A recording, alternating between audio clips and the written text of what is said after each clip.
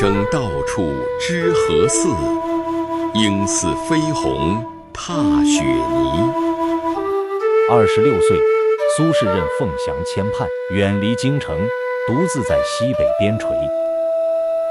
子由，不知在汴京可好？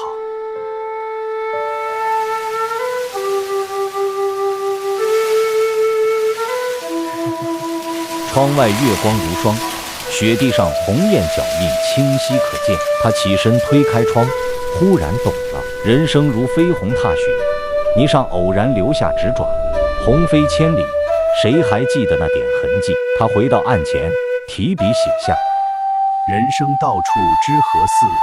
應似飛鴻踏雪泥。